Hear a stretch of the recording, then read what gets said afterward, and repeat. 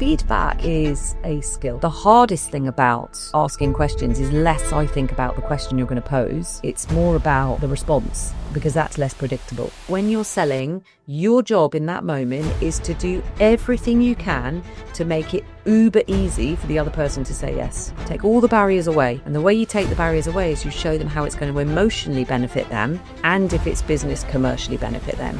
If you can do that, you make it easy for them to say yes. In the more elite leaders is their communication skills and their ability to be articulate and visible and verbal. Feedback is a performance enhancer. You should be constantly seeking feedback because you want to improve. You're less likely, I think, to be promoted if you... From your experience, what patterns do you see in elite leaders that they wish they'd known earlier in their careers? I feel like the biggest differentiator with the elite leaders are the ones who are more emotionally intelligent, more mature. Their ability, they've honed and refined their ability to get results through others. And they are able to deal with ambiguity, and they've made the really hard transition between, because I've done it myself, I've got the control and I know what's going on, to I accept that I am not the expert in everything and I don't need to have control of everything to be successful. And I think it's those traits and that differentiation that I think sets the elite apart. Is that something that is natural to them? No, I think you have to work at it. I think some people have more propensity and more potential to get to that place faster, but they are skills that you need to hone and develop, and think of them like muscles, like you would know consciously and intentionally to develop technical skills. Of course, you would need to work at them. And they're, I think, disproportionately harder to acquire because they're more emotional and more nuanced and have significantly more application than perhaps the more functional or technical or subject matter expertise zone and domain have. That it's actually the one thing I've been thinking about recently is are people are very good at what they do, and they often sort of progress up the ladder into management and leadership. Are they always the best people actually for management and leadership? Because being very good at something doesn't necessarily mean that you're a good leader. And yet, do you maybe need a different set of skills to be a good leader, and you actually want your people that are very good at doing the job to continue doing the job? It's just another skill set. So there are people who are very competent at being a subject matter expert, who also are very competent at being a leader of others. But there are equally people who just should not be leaders and would be much more successful in life if they accepted that and didn't try to become the leader, because it's just, people just look up and they think, well, it's just easy up there. And it's just, it's just more of what I do. What do they do up there? And they don't know what they don't know. So I think you have to try and decide what's my strength. And it's not just more of what you do times by. It's a completely different level of responsibility and emotional responsibility, much more emotional at the top, because it can't be more factual, because you're not going to be the subject matter expert in everything. I find it interesting that, like, we spoke about this in the previous episode, but like when I was younger, I imagined the leaders would be the sort of the alpha, the reds on that color chart, and it's but actually, when the way you speak about it is the more emotional intelligent, the ones who listen more. And I was having this conversation with somebody only yesterday, and he was talking about what he's seeing as he's progressing up the career ladder now, and how actually, like, caring more about people is actually what buys people in. Yeah, it is. And it's also being prepared to lean in and have uncomfortable conversations and say what needs to be said, and being skilled at doing that. And it's not what you say, it's always how you say it. And so some people they just have more skill at doing that and saying the right thing. Is it skill or is it repetition? Is it experience? It's a combination. You have to be skilled. You have to develop the pathways in your brain, which will then help you be able to do it more confidently, more eloquently, in a more nuanced way. And it's communication. Going back to your original question, the patterns, I think the other pattern is that I would see in the more elite leaders is their communication skills and their ability to be articulate and visible and verbal. So it's always a combination of these. It's never straightforward and simple. It's a combination. It's complicated and emotional and messy. The word visible that you use there, I think is particularly important because you see people that are really good at their job, but they sort of quietly go about being really good at their job. Yeah.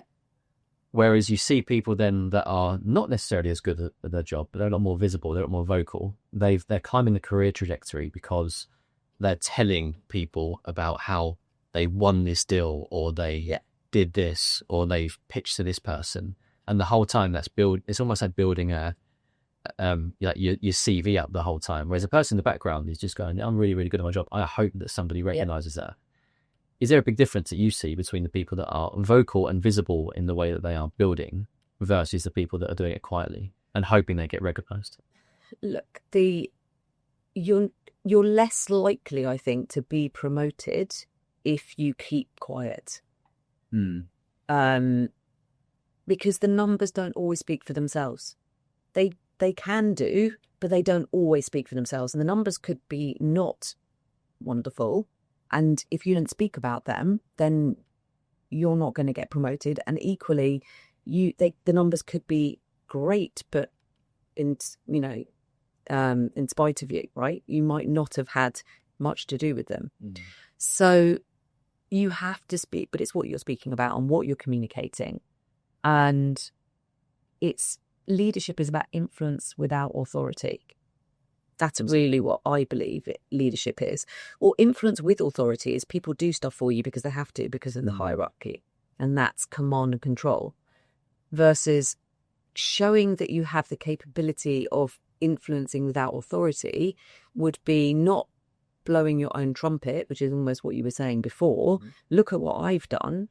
That's not leadership because that's what you did. And the transition between being a subject matter expert and having the control over what you're doing is part of the mix. But actually, when you become a leader, you're about influencing and facilitating results to happen. So I think it's about being careful what you are communicating to ensure that you're visible and vocal. You said something earlier on as well when you said, I have difficult conversations or something on those lines, uncomfortable conversations. Do you think that these people have an ability to have those difficult conversations? Whereas some people, and it can be in multiple different contexts, it could be relationship, it could be they need to let somebody go, for example. It could be that they want to ask for a pay rise or a promotion and they don't have those conversations because it makes them feel uncomfortable. Yeah. Do you think that there's a difference do you think that again, another pattern that shows up is people who are at the elite level are able to have those difficult conversations a lot more? Absolutely. And they're less worried about the reputation and the impact on them because the conversation needs to happen, which is, I think, what differentiates the not so great from the great. So, yeah, it's caring enough to have the conversation. Because it's like, well, what's just caring about yourself enough? Or the situation or the other person. It's almost reframing that question and thinking about, well, what's the cost of not having the conversation? Which is what an elite leader would do versus less elite leader would think about themselves more. There's more I think it's just a bit more self-interest there. And if you think about the person who's blowing their own trumpet, that's self-interest. And that is a good part. Look, you have to be able to be a vocal person, but it's what you're talking about that matters and how you talk about it. So if you want to be promoted, you should be talking about what others are doing as well, not just what you're doing. Interesting. That's a good point. So you'd actually encourage people to be talking more about team. And actually, as I'm saying this, I'm thinking about a reason why I won a client recently. And the client literally said to me, the reason why I went with you and not the other person or the competitor was because you spoke about your team a lot more. Yeah. Whereas I think the real guilty sometimes of saying what I can do to help you or what I have done to achieve this. Yeah. But actually someone's turned around and said, look, and it gives me a bit of confidence because one, I know that you have a team. I know that you're supported by people and you're not on your own. Yeah. And secondly, that it is just more than me. Yeah. Well, there's the aid. I think it's an African proverb that says, if you want to go fast, you go alone. But if you want to go far, you go together. And that's another differentiator for the really effective leaders is they can collaborate. But if you're going to collaborate and get results through others, then you need to be a really good communicator. So there is an inextricable link, I think, between really good communication skills and emotional intelligence. Why do you think people put off having uncomfortable or difficult conversations? It's likely to be more commonly the reputational risk that they feel for themselves. What will people think about me? I don't know if you're watching Traitors, but is there heat on me? If I say something, is there going to be more heat on me? So a lot of people are worried about what other people think. They're sort of over worried about what other people think about them because of the consequences of that. But I also feel like they wait to feel confident enough to have the conversation. Like I need to wait to feel right to have the conversation. And very often people are happy to talk to others about the difficult conversation that they should be having with person over here. They talk to all of these people about, I'm so frustrated, because they're more comfortable to offload the frustration to somebody else than they are to actually lean in and have the conversation with the person they should do. And you're never going to get confident to have the conversation unless you have the conversation. Yep. You should try and focus your attention on feeling more confident after you've had the conversation. I just am a massive believer in it's always better out than in. I listened to a podcast recently and it was Chris Williamson on Modern Wisdom, and he was saying often the thing that you're stressed about is actually inaction as opposed to the action. If you just did it, you would stop feeling stressed about it. But it's the longer you put it off, the more that stress compounds and builds up. Yeah. To the point where it scares you. Yeah. Well, this is the operating from a place of fear. I would absolutely agree with that. As long as there is enough emotional intelligence put in to respond, not react. Because you need to just give yourself some bandwidth to stay calm and rational about what you're going to say. But yes, you should make sure that you actually do say something, but make sure that you've put enough space in to just order your thoughts, and you can't say the wrong thing by saying the right thing. Yeah, you're not doing it out of like a fear response. We're frustrated about something and then you say something that you just shouldn't. Yeah, exactly. I'm trying to mitigate it with direct, exactly. But these emotions that aren't shared, if you don't say something and it needs to be said, then it's got less chance of changing. And using your emotional intelligence whilst thinking it through rationally to try and understand what's causing this situation to arise. What's going on for the other person? Don't just think about what's going on for you. Think about what's going on for the other person. And you need that bandwidth and that processing time to think those things through, because it's easier to think about yourself in those situations, but it's more emotionally intelligent to think about the other person. You mentioned earlier on about thinking about the outcome as opposed to like the action. Is there a way to like frame it internally that you can think about the outcome, like the positives of the outcome, and it then motivates you to actually do it? Yeah, you can ask yourself questions like, well, what will happen if I don't say something? Yeah. What's the cost of inaction? Yeah, like what won't happen if I don't say something? What will happen if I do say something? And what won't happen if I do say something? Yeah. Because have you got any examples of this that you've seen? What often comes up in leadership feedback coaching that I do is that people think that they know themselves really well.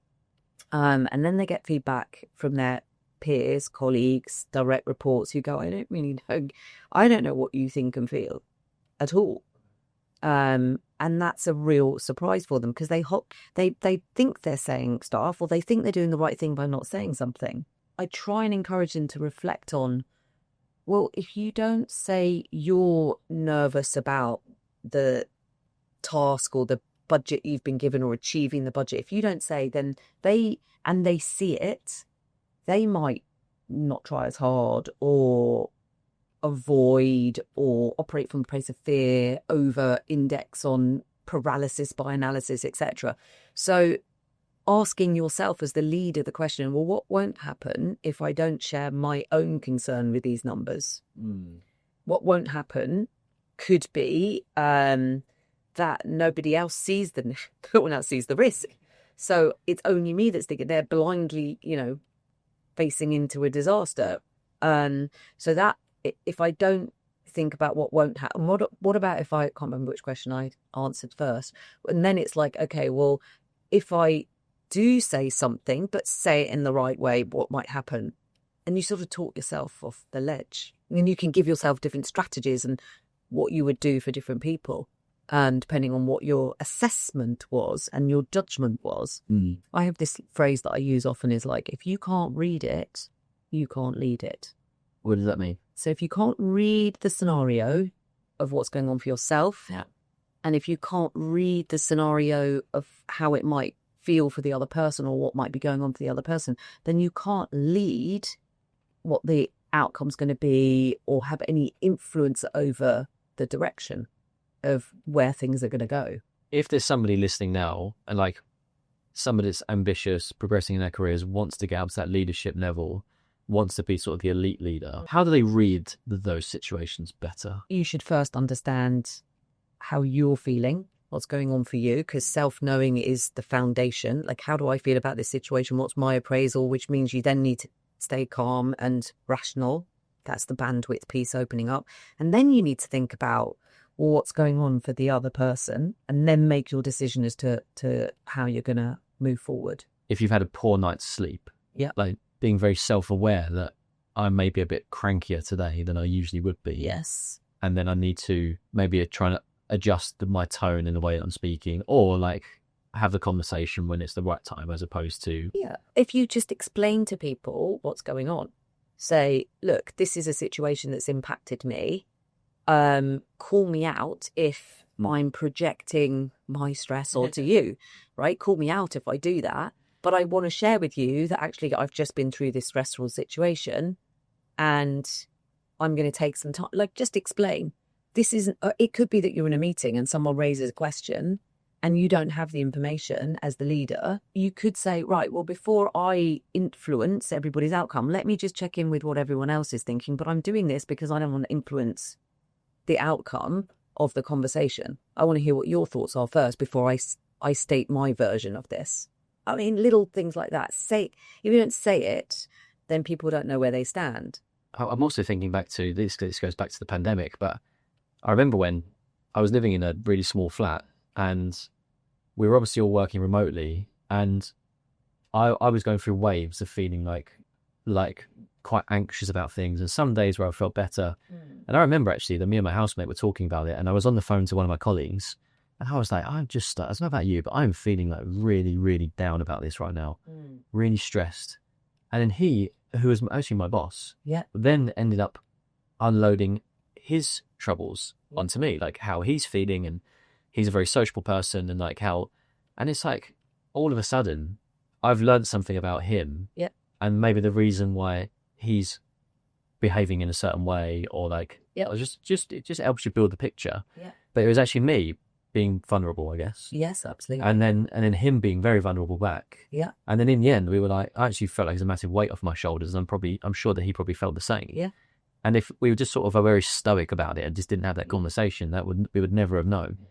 And I think that I actually managed to almost get myself out of a rut from that conversation onwards. Well, that's just a really interesting scenario, because you were both mirroring each other. So you showed vulnerability, so that he showed vulnerability. The fact that you then understood a bit more about his situation, it unlocked everything for you. So sharing those emotions. Problem is, if you don't share the emotion, literally the other person will fill in the blanks. And they'll make their own... And make their own judgment, don't they? They'll make their own judgment. So if you don't say something... And it's interesting that you shared it versus him, because it's more like, authenticity in leadership, I think, is really important. Yeah. As the leaders, to say, I'm not feeling the best right now. That's counterintuitive for a leader. Because they would want to, it is, because I don't want to show weakness to the team, but actually it's more important to show, it's more of a strength to show how you're feeling. Because the likelihood is that your feelings your emotions are impacting your behaviours are showing up anyway. So it's better to say something. Yeah. Transparency means that people know where they stand. And if people know where they stand, then they're more likely to share their honest view with you. Especially in a meeting. I see this a lot in team meetings, functioning team. In a functioning team and a high-performing team, you're talking about elite leaders, then there's elite teams. In an elite team, people they feel like they can say what needs to be said real time because they know where they stand and they feel psychologically safe. But you only get psychological safety if people are prepared to be open and vulnerable and show weakness and be transparent. So when you have that, you have trust. When you have trust, then you don't need to have all the answers. Because it's the sum is greater than the individual parts. So you don't get psychological safety without showing vulnerability. But then you have to have the support and the collaboration and the ability to get out of the rut. So you were able to get yourself out of the rut through understanding, oh gosh, it's not just me that feels like this. That's it, yeah, I think so. We're all in the same, we're all in the storm together. And it's like, well, we're not actually. We're all in the storm, but some of us are in different sized boats. Yeah, that's very true, isn't it? You could be floating on a piece of a plank of wood. At least you're floating, and someone could be on a nice liner, a luxury liner. Yeah, we saw a lot of that in the Valley, didn't we? So you mentioned teams there, which is actually a really interesting point because high performing teams are probably even more powerful than having a high performing leader. Yeah. What are some of the common traits you've seen in like high performing teams? In a high-performing team, you have psychological safety. People can have candid, straightforward conversations. They can debate. Without the fear of any repercussions. Correct. Without the fear of judgment or reputational risk. They give each other feedback in the moment. And feedback isn't just, oh, well done, cracking job. It's that you didn't provide me with the info with enough time to be able to make that judgment call. Yeah. There is joined up responsibility. So it's not just all on the leader to make the decisions. They make collective decisions. They have joined up purpose and identity, and everyone feels motivated towards achieving the same goal, as opposed to, well, I just do my bit. I see that a lot on teams. There's no point in me having an opinion on anybody else's functional area because I just take responsibility for my own area. That's my contribution, my area. And I've done my bit, shut up, and I close down and I'm not present and they do their bit. And that's just inefficient. So a really high performing elite team will have efficient ways of working. They'll have rituals, they'll have governance around communication. If somebody fall short of that, they get picked up on it and they don't take offense. They go, thanks for reminding me, I slipped. You're human. Other things, they will celebrate success, not just formally but informally as well, like what progress have you made today. They can adapt and change, they're resilient, all of the sorts of stuff you need to have as a leader, but then on a bigger scale. You use the word feedback, and this question is going to straddle both like a high functioning team, but also sales, which I want to have a conversation about. But when it comes to feedback, how do you, well, I've got two questions, I guess. Like one, how do you deliver feedback in a way that is constructive and doesn't demoralize the person? Yeah. But two, if you're on the receiving end of one, feedback, or two, rejection, let's say, for example, in the sales capacity, again, how do you not let that get you down and knock you back and upset you and make you frustrated? So this is a whole podcast of its own. Feedback is a skill.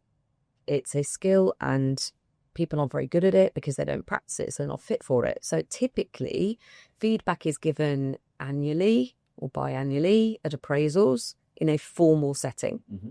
Whereas actually, feedback could be meaningful praise, or it could be constructive, but it should be on anything to do with something that someone can improve their performance on. So it depends always on how it's delivered and the intention and how specific the feedback is. So people are really vague with feedback. So they say things like, I wanted to give you some feedback on your emails. What email? What exactly in the email? It's not got enough of a context. So you have to give a really clear, specific context so that people understand, and it should be done in a really timely way. So it close to the point at which you've noticed something that feedback should be given.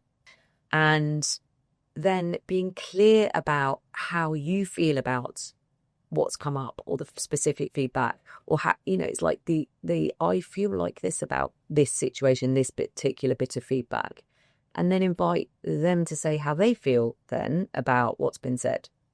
You could choose to get them to go first, but I really think you should assess first whether they've got a blind spot or not. Like they didn't know that they did that. When you say go first, is that saying like you bring up the subject and then you say like, what do you think about it? Correct. Yeah. Yeah. What do you feel as well as think about this situation? Does it massively matter? No, because you should agree and have the conversation back and forth. Well, I feel this. Well, that's interesting because I feel that. And it could be positive as well, as because you could say to somebody, I feel like you've just done a presentation with a client. I feel like you really nailed that and it was brilliant. And the person getting the feedback, oh, well, I don't agree. I don't think I did a very good job. So it doesn't just have to be negative, positive, positive, negative, but it's about the conversation and the intent behind the conversation and having the conversation and closing down the loops closing down the blind spots so that everybody knows where they stand.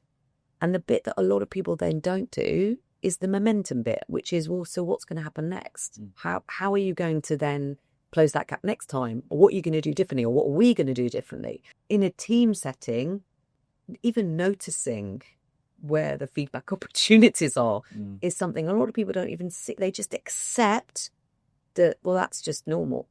That's not a high-functioning team. That's not a high-functioning team. They just don't even see the opportunities for course correction or improvements. So that's like notice first, and then being able to real-time have those conversations. Look, I just want to pick you up specifically on how you've made the decision or the recommendation that you've just made on that particular topic. And I feel like that's a missed opportunity, or I feel like that's underplaying our ambition. I don't agree that that's the right way to progress. How do you feel about that? And then move forward. Or has anyone else got a view? Because that's how I feel. What does everyone else feel? That's then showing vulnerability or sharing the view of the lead. Like, it doesn't have to be the leader. It could be the first amongst equals in a high functioning team. So it could be individual. It could also be in the team setting. You've got to be really skilled at it one-to-one if you're going to do it in the team. And then there is a lot of, the feedback could be a difficult conversation, example of a difficult conversation. And people wait, they procrastinate over it. They go, oh, now's not the right time. Or I'm worried about what they would say. And we should talk about the reaction to the feedback as well. So I'm worried about what they're going to say. I'm worried about how it might affect their motivation. Now, I won't do it now. I'll find the right time. And then it's like, what meeting? I've forgotten. Yeah.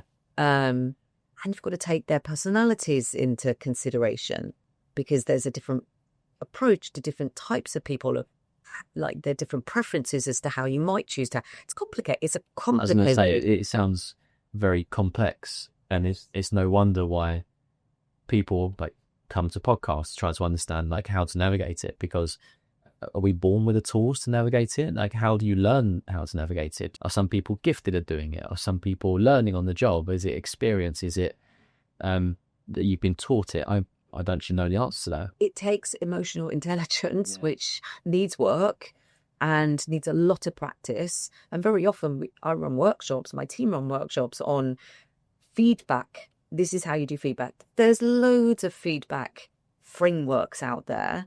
Those are the easy bit. The hard bit is practicing and getting feedback on your feedback. Getting feedback on your feedback. Getting feedback on your feedback. And then that's an opportunity to practice the feedback on your feedback. So it's just relentlessly being able to give the feedback and being fit for it and having the conversations. But they are difficult conversations for both parties. So now we should talk about, or how do you receive feedback? So being open to feedback and see feedback as an opportunity to improve your performance. So you've got to get resilient. It's like, instead of worrying about losing face, you should be thinking about, how can I use this as an opportunity to learn because I want to win? Does that make sense? Yeah. So feedback is a performance enhancer. You should be constantly seeking feedback, not in a needy way. Please tell me how I did, because then that's not very self-sufficient. That's another thing, really. Elite teams have individuals with self-sufficiency. They're not needy. So you should be seeking feedback because you want to improve, not to please the other person, but to find where the gaps are. We've all got blind spots. None of us are perfect. So resilience, people who are resilient are optimistic. And that's two good words, yeah. Optimism is the most commonly associated characteristic with really successful people. And they've become successful because they've been knocked back and then they've taken the learnings and moved forward. And so you get two types of people. You get fixed mindset or growth mindset. The more resilient folk tend to be more growth mindset. And to get to grow, you have to go through the pain. And humans do not like doing hard things. And feedback falls into a hard thing category. The best salespeople that I've seen are the ones who do not fear rejection. That's in dating as well, by the way. Like, the best people that you know who are like, manage to walk up to someone and have the conversation are that they've been rejected so many times before. Yeah. You just don't see it in that moment, but they've almost like perfected it. But it's certainly in sales, it's the case. And put yourself out there, and you're not going to win every single one. Anyone that believes they would are completely delusional. Yeah. Unless you're magic, but you're going to be rejected a number of times. But it's the person who can pick themselves back up, and then repeat the process again. Absolutely. And it's the same in sport, isn't it? It's like, you cannot win everything. Yeah. Even the GOATs, greatest of all time, they haven't won every tournament, every match.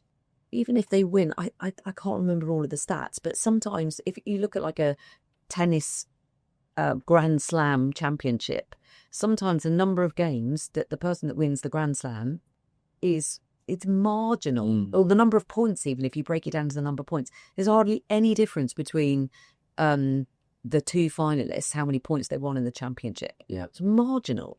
So you cannot win everything. And therefore, being able to take is only a loss if you don't take the learnings. Yes, okay. And the best of the best can take the learnings and then drop the emotional baggage and move on. Take the learning and then put it into practice but they let it go. That's the other thing from the feedback. You have to take the feedback, and this has come back to personalities. Some personalities will like take the feedback and then feel bad about it, and it's like stuck to them it stings so much and it's stuck to them and they can't get over it and they don't forgive you and then they avoid you, and then we're going all the way back to the beginning of the podcast. So this is the thing about people. And in sales, the cliche of people by people, it is actually true. I believe that it's true that people buy people, but at the same time, when you don't get the yes, don't take it personally. You have to try and understand, well, what was it about that situation that got the rejection? It might, and this goes back to what we were saying about the numbers. The numbers in sales might be in spite of you, positively and negatively, because it could be that it's not the right time, the stars don't align. Yeah. You could have got the best proposition, you've just come at the wrong time. And timing is everything. Might be nothing to do with you. That was I actually had a guy on who is a sales coach, and he was talking about this. And sometimes he does a lot of like cold outreach, and it might take the 5th time before they actually go, I'm really sorry, I was busy before, it wasn't the right time. Yeah. Before they actually, but you could make the assumption that that initial bit of outreach was a rejection.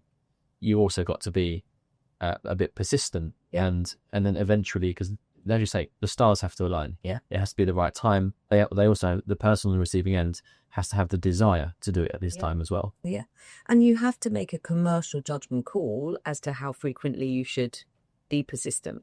Like there's a point at which the tenacity becomes, we've all been on the receiving end of those, like, go away. Because my email address is out there. Yeah. And I get, whether it's like podcast growth engines or whatever, and podcast guest bookers and all this sort of stuff. And it's like, if I've not responded to you for a couple of times, just stop doing it every single week. Yeah. Oh, you may have missed this. No, I didn't miss it, actually. Yeah. Maybe I need to give them. I actually did message one back yesterday and said, can you just unsubscribe me from your emails because this is too much? That's feedback. Yeah, it is feedback. But then at the same time, so that's where you need the commercial judgment as to how, because I don't think being cushy helps people buy you. It should be appropriately challenging, because you really believe they're missing out on opportunity that you think would really help them. I think there are a lot of selling people out there, not selling, and emotionally intelligently selling. If it's cold, it is a numbers game for sure, but there is still an emotionally intelligent way, but it's low, like the probability of you being able to hit the target is much lower versus when it's warmer or there's more context. What does an emotional intelligent way of selling look like? You understand their needs, or you have the ability to create needs that they didn't know they had. Oh, interesting. Like what?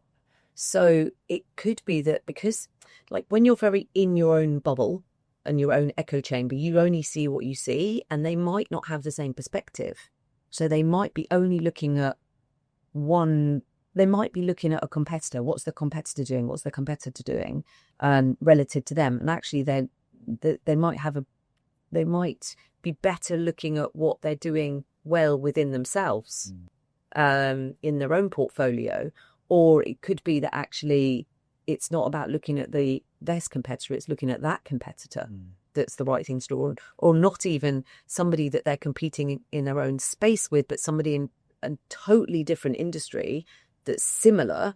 So if you compared what you're doing over here to what happens in this industry over here, which operates in a very similar way, there is an opportunity for you. But when you're in it, you don't necessarily see that. So that's how you can create a need. And if you just grabbed X% share of that market, that would be worth X to you. Yeah, I heard a story the other day. It was amazing. There was I think Japan has the highest, or Tokyo has the highest number of Michelin style restaurants, and there was like the one that was competing for number one spot. Yeah, and so the person who was in like team number, like the third restaurant, took his team to the first one, and he was like, right, I want you to look around and observe what's going on in this restaurant today. What do you see? But I don't want you to tell me what they're doing really well. Yeah. Because that's not going to make us better. Yeah. We can only be as good as them. Yeah. I want you to look at all the things they're not doing well. Yeah. That they're doing poorly, that can be improved. Yeah. Because that's what we're going to go back and change about our restaurant. And they did.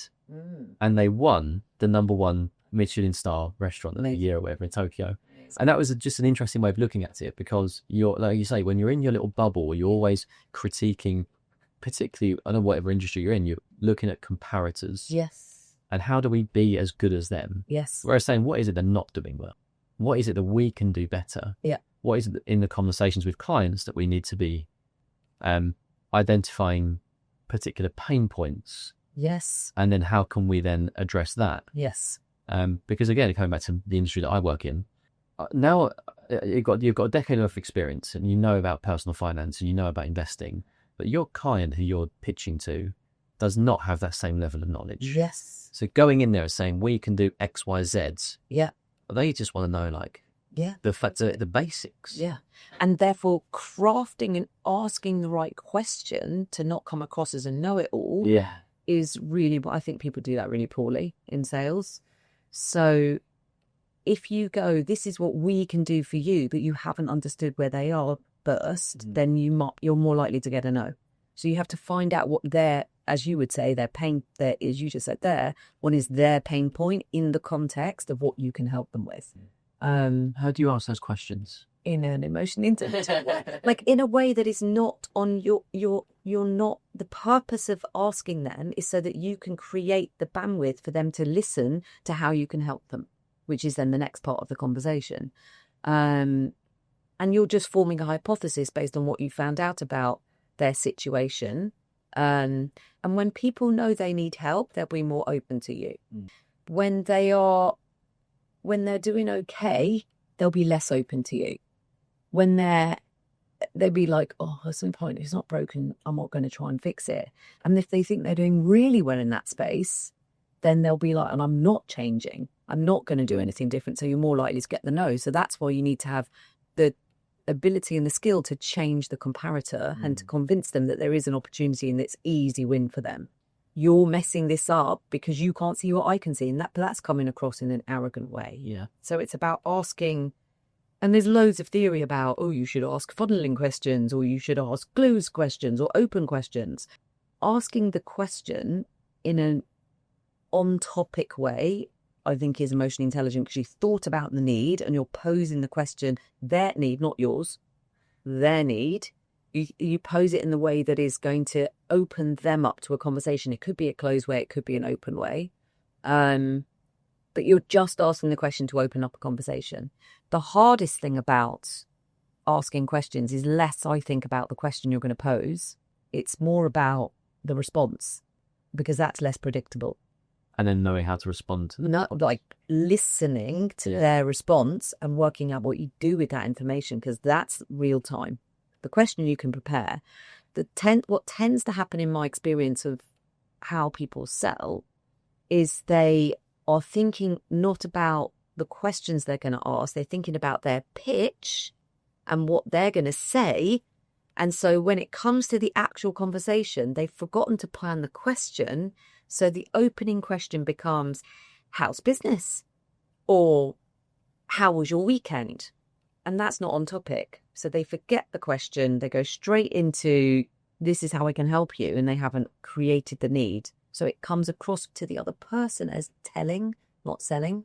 Does that all make sense? Well, funnily enough, it's just reminded me of a time that one of the things about working from home, particularly during the pandemic, is that you got to hear other people's conversations, and you got to hear not just the conversations of like your housemates, but when they were on like a Zoom call. And I remember there was a call, and the person who I was with in the room was aiding the salesperson on the call, and they were pitching to somebody, and the person said, I'm pitching to a lot of your competitors. I know you'll do a similar thing. What I want to know is XYZ. And the person literally went through the slide deck. Yeah. Went through all the bits about what they can do, and what performance is, all these sorts of things. So all the stuff the guy had actually said. Yeah. Like, I'm on this call and know all this stuff anyway. I've got baseline understanding. Yeah. I just want to know X, Y, Z. And they literally still just turned up and they just spoke.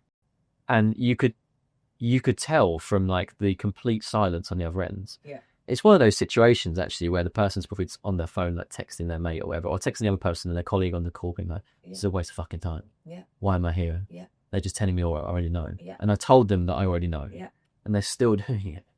And I remember laughing, just being like, actually laughing and cringing at the situation. Uncomfortable. It was uncomfortable, yeah. And like my friend was just sitting there, just like, what is going on? Oh, and that's preparedness. And there's a whole probably another podcast on that. But the feedback, I wonder if the person who was frustrated, the prospective client, I wonder if they gave any feedback to said salesperson, because the chances are they did not.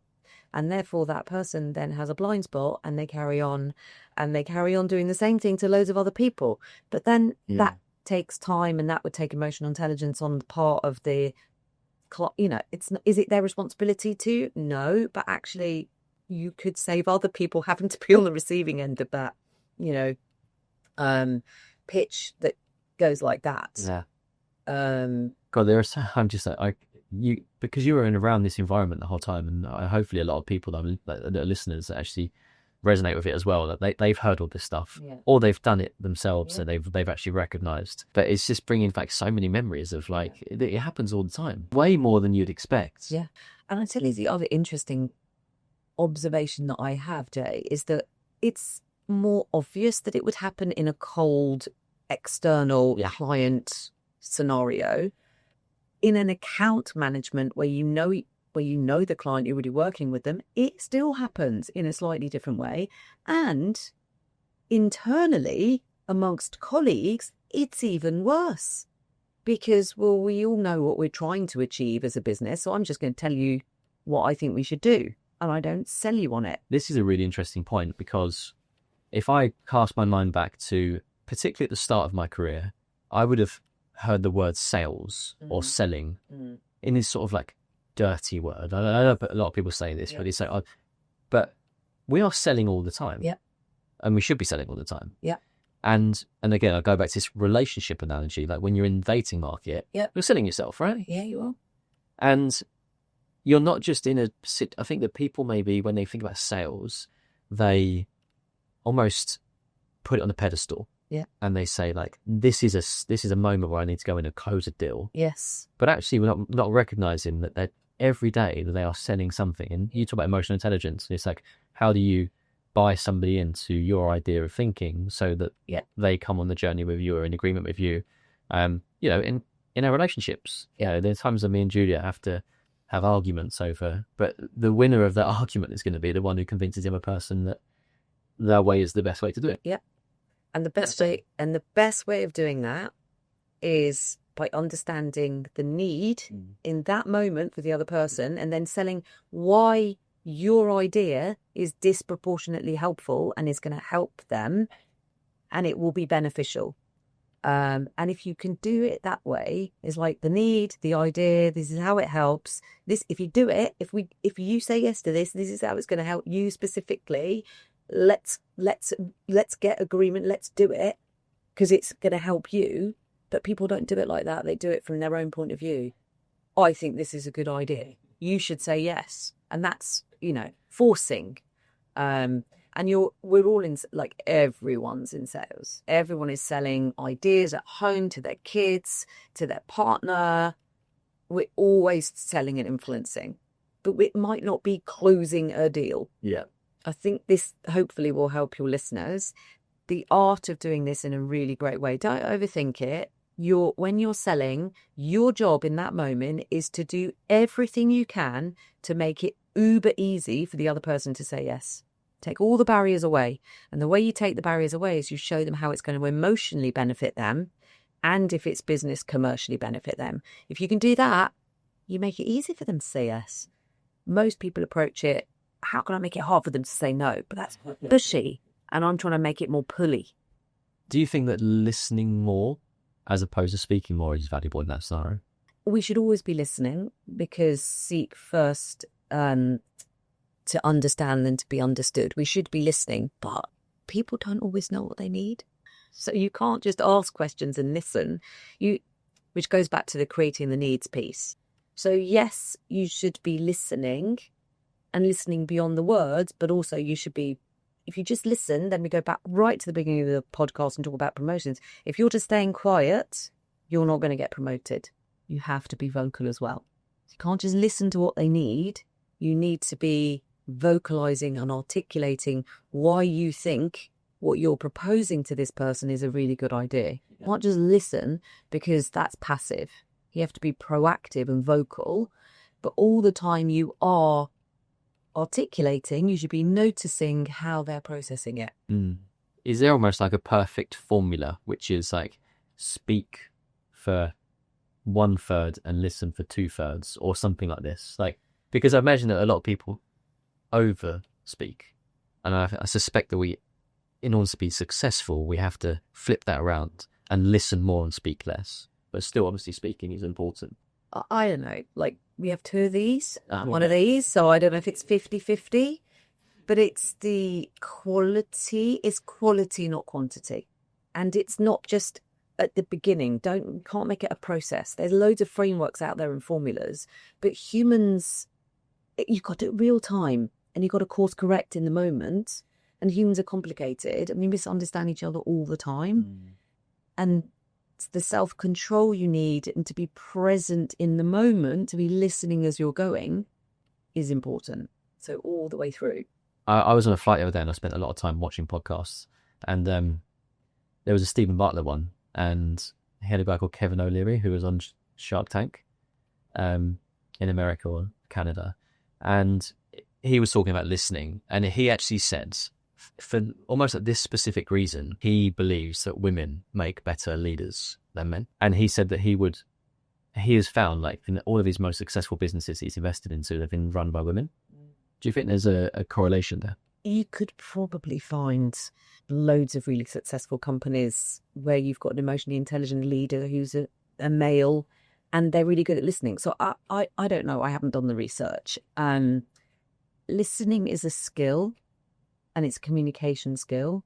And when we go to school, we are taught to read, we are taught to write.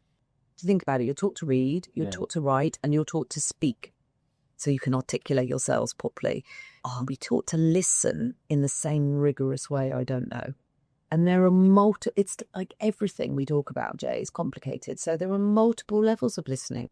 So there's listening cosmetically, which is actually rude, because you're doing nothing to even pretend to the other person that you're listening. Your hearing is involuntary. If you're blessed with the ability to hear, hearing is involuntary. Cosmetic listening is you're just physically present, and you're not even pretending. You are actually doing something else. Yeah, I know this. Yeah. Okay. Pretending is nodding. I know you're nodding right now, but you're not intending to listen. You can't afford to right now. But the pretending is, I'm giving you all of the body language to communicate I'm listening, but my mind's elsewhere. Yeah. And I'm thinking about what other stuff could be related to the conversation. It could not be. Then there is selective listening, when you're tuning in or waiting to talk. And it could be your over enthusiasm. I do this sometimes. So passionate about the topics, I'm trying to process what you're saying to me and think about, and I might be doing that too early and not listening enough, but we're ebbing and flowing off each other. And is that when the situation you're saying there is when you're quite excited about the topic and then you want to have your input as well? Yeah, waiting to speak. I want to add something. You said something. I want to go. So that's selective listening, and it could be filtering things out. And go back to sales, people in sales, they know what they're coming to talk about. They know what they're selling. So they filter out and only hear the things that they want to hear. So that's why you get the situation that you observed in lockdown with your colleague, where the client said, I get all of this stuff. And that person carried on just doing the pitch and didn't listen, because he filtered everything out, and or maybe he wasn't listening at all. And that next level up is actually listening, or active listening, where you are pressure testing understanding. Can I just check? Am I correct in thinking this? Paraphrasing back. Literally, you're present and you are probing. You could ask another question can I just check that you meant this? That's active listening. Well, that's a really cool one, isn't it? When you repeat when you repeat what the person said back to them to acknowledge that you understand what they're saying. So if I understood correctly, what you really want to explore right now is how people listen in the context of their selling situations, etc. Is that a really powerful tool to use? Or like tool, skill, whatever you want to call it? It is, but dependent on the situation. Because if someone is being obtusely difficult, and they're being unfair and inappropriate and arrogant. Oh, yeah, okay. And you then, so can I just check, you want me to expose myself like that? Yeah, okay. You need to make a judgment call as to whether or not that is the right thing to do. But generally, I believe most people have positive intent. Generally, it is a really good skill, but don't do it without thinking live in the moment and having your bandwidth and your presence be present real time to process what's going on. And then the top level of listening is empathic listening, where you really understand and you're thinking about things from their perspective and you're looking at how does this feel for them and what's the situation for them, and you're listening way beyond the words. So if you want to be good in a dating scenario or relationship scenario, empathic listening is where you care enough to listen beyond the words and listen to how it's going down and what's the body language cues telling you. And not just to offer some solutions. Unless the solutions are disproportionately helpful to them. I mean, I would always say that my solutions are disproportionately helpful to them, but I'm not too sure Julia agrees with that. I'll have a chat with her. Get the real gossip.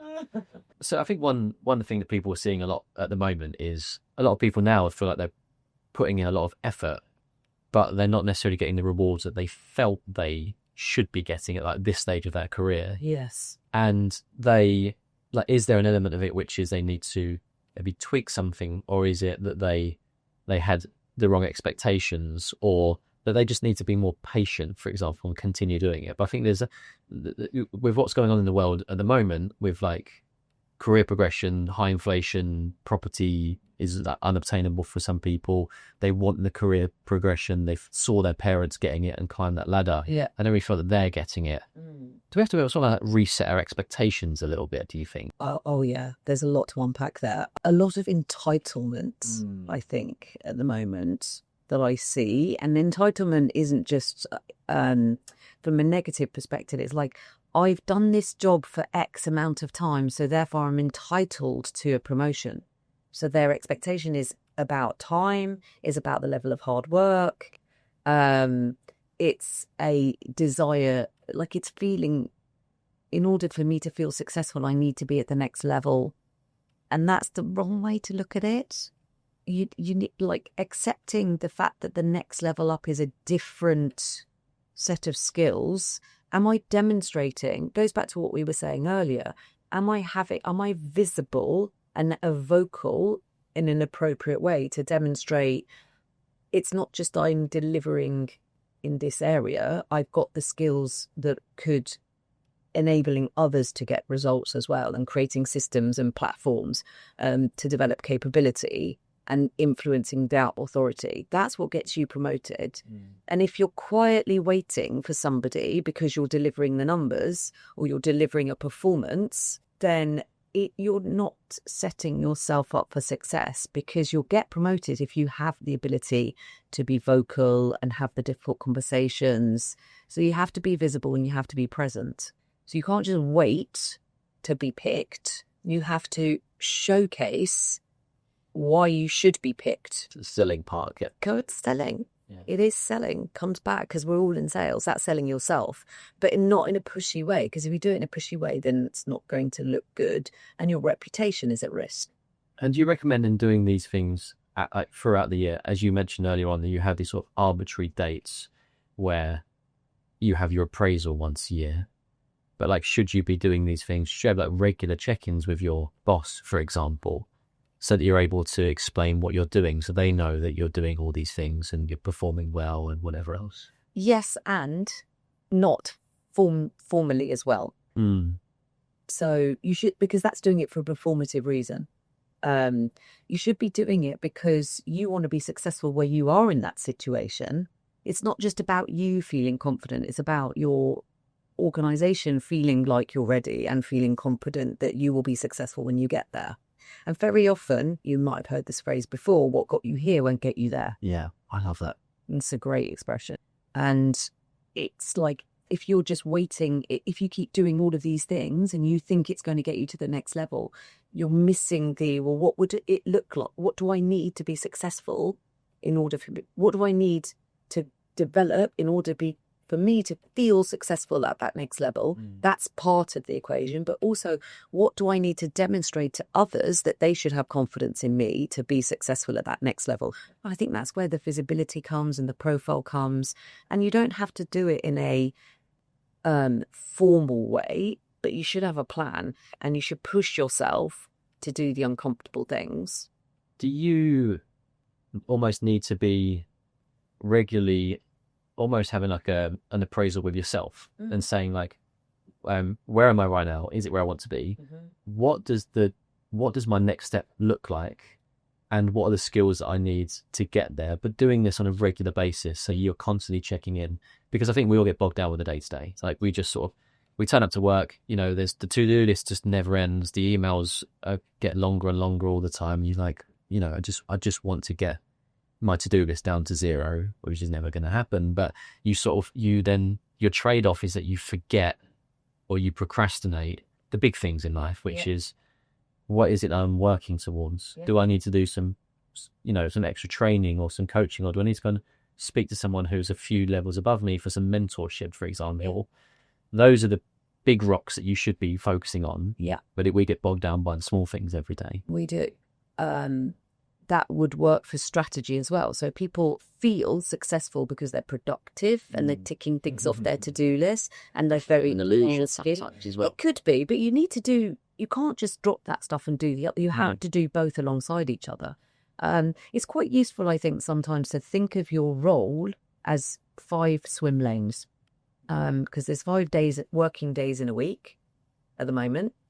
So there's 5 working days in a week. Could you divide up philosophically your workload into 5 swim lanes or 5 buckets?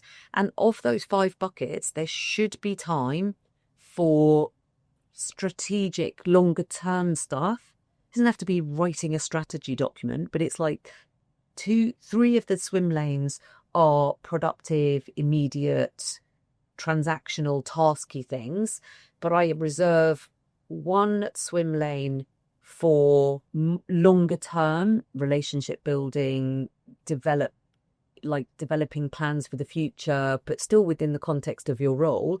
And the 5th lane for developing yourself, like having enough time to think about you and yourself and what you're doing.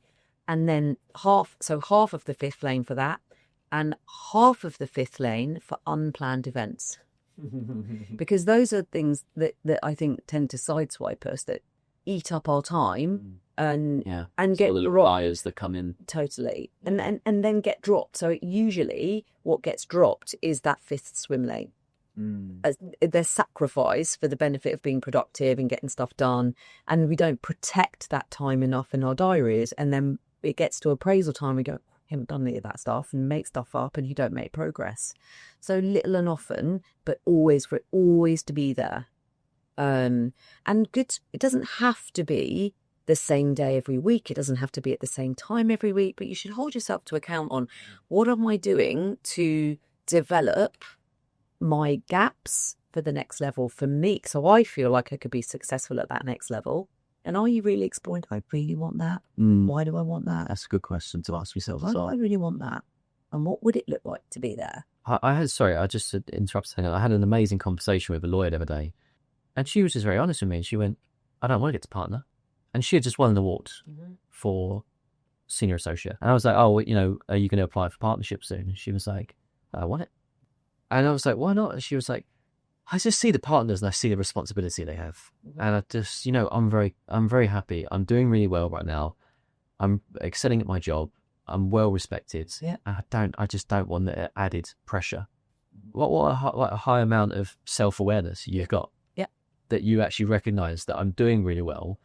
Ambition doesn't always mean to get to the very top. Correct. Well, self-actualization is about emotional fulfillment. And for that lawyer, that was her emotional fulfillment. She felt emotionally satisfied that was enough for her.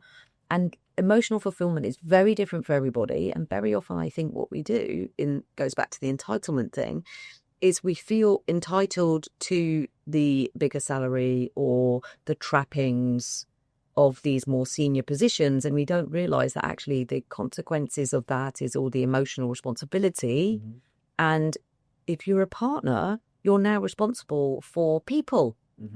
And that is a fundamentally different skill set to being a lawyer. And you probably are responsible for earning fees, and that's another brand new skill set that you may not have had to develop through your career. So just explore, well, why do I want that? Yeah. What makes me want that? And success is not just financial in life. It is clearly important to a lot of people, and we need to feel like we have enough. But what is enough? It's different for different people. Don't make your measure of success other people's measure of success. It's different for everybody. I think the issue with money is that it's a very tangible way to differentiate people. It's a number, and that number, if you're high or if you're low, says to some people how successful you've been. So it's a very easy measuring stick. It's a terrible measuring stick, but it's a very easy measuring stick. Yeah. So lots of people go, well, that person over there is making 100 grand a year, so I should be earning that, or I want to be doing that. And it's completely, as you say, and maybe actually for the final question, you can either shed a bit of insight into you, or maybe some of the very successful people that you work with. Are there any, like, when they get to the top, when you get to where you are there any things that you could go back and you could tell or they could tell their 25-year-old self about what success actually means and looks like, and if they would have done anything differently? As I get older, and the people that I spend my time with are getting older and getting further, like nearer towards retirement, I very often see people's motivation and purpose is only associated with work and financial success and all the trappings that come with it. And then they retire. That's their purpose is no longer there as it has been for 40, 50, whatever years it is. And all of a sudden they got no other purpose in their life. That's a risky place to be, a very risky place to be. So having the skill and the bandwidth and the motivation to assess throughout your different decades, I think, it's not annually, maybe it's by decade, I don't know, but definitely in your different decades, to assess how balanced is my life across my career, my financial status, my health, my lifestyle, my career progression. I think one thing I'm seeing a lot more, at least as I'm in my 30s, and a lot of my friends are in their 30s now, is the conversation about family. Yeah. And balancing that again, it comes back to these trade-offs we've been speaking about, but the trade-off between career progression and at this, what feels like the hockey stick point of your career as well. Yeah. You know, you've put in the hard work, you're now being recognized. Yeah. But I want a family. When does that fit in? Yeah. And I think that a lot of very ambitious people don't know where a family fits into that trajectory. Yeah. And if the trajectory is even the purpose that they want. Yeah. But it has been for such a long time. So it's like in my 20s and my 30s, I'm really building out from getting pay rise and promotions. Is it the best time to take a career break to have a child? That's going to knock me back. I'm not going to be able to come back completely. And I know I appreciate this actually is more of a concern for women than it is for men. But how do you navigate that in today's world? It's constantly calibrating and challenging yourself on what is the right thing for me and my circumstances right now. The other, like throughout your decades, also thinking about your social life and your intimate relations, like making sure there is balance across all of those. Because if you have no emotional fulfillment coming from those parts of your life, as in family life, it becomes a very lonely. You get all depressed and talk about who's coming to your funeral. And whenever people are on their deathbeds, they never regret working more. They never go, I wish I'd have worked harder. They tend to say, I wish I'd have spent more time with people that I loved, etc. And it's trying to make sure, like, a rounded, fulfilled life is a successful life, in my opinion, not just not just focusing only on aspects. It's hard when you're young, though, because you're trying to fast track and get ahead of the curve. And I just think it's about being the best version of yourself always. And that will go up and down and ebb and flow. And sometimes you'll have to prioritize some areas of your life, but not at the expense wholeheartedly of another area. Yeah. Like, people who have families are better at juggling stuff.